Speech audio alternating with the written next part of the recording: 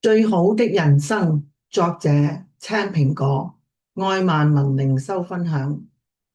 人所行的若蒙耶和華喜悅，耶和華也使他的仇敵與他和好。多有財利，行事不義，不如少有財利，行事公義。人心籌算自己的道路，為耶和華指引他的腳步。呢一啲係聖經中所羅門王嘅對我哋嘅提醒，上帝話語嘅啟示係啦。如果我哋可以規劃並且履行我哋嘅責任，然而劇本掌握在嘅喺導演手上，即係我哋嘅上帝嘅手上。佢知道你人生計劃最終同埋最佳嘅結果係乜嘢，因此盡力而為，等候佢嘅時機，放鬆身心。佢會引導你走上人生嘅正軌。佢亦都設計咗救恩，拯救我哋免於滅亡。因為主耶穌基督係為咗我哋贖罪而釘十字架嘅。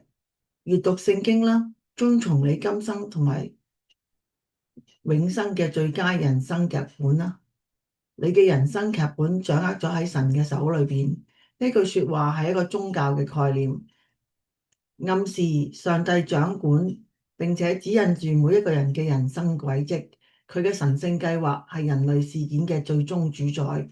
呢個理念喺基督教同埋基督教嘅脈絡中係全部都出現嘅，都有出現嘅。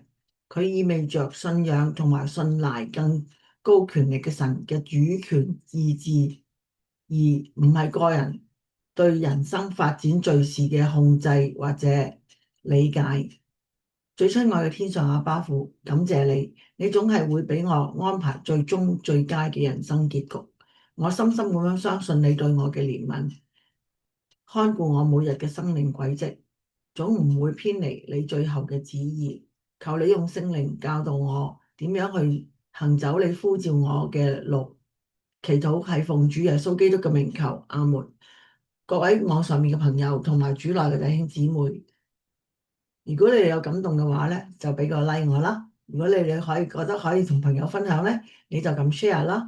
如果你覺得我想知多啲愛萬民靈修分享嘅小道理嘅話咧，就可以撳右下角嘅鈴鐺，免費訂閱神嘅平安頻道啦。願神大大嘅祝福你，再見。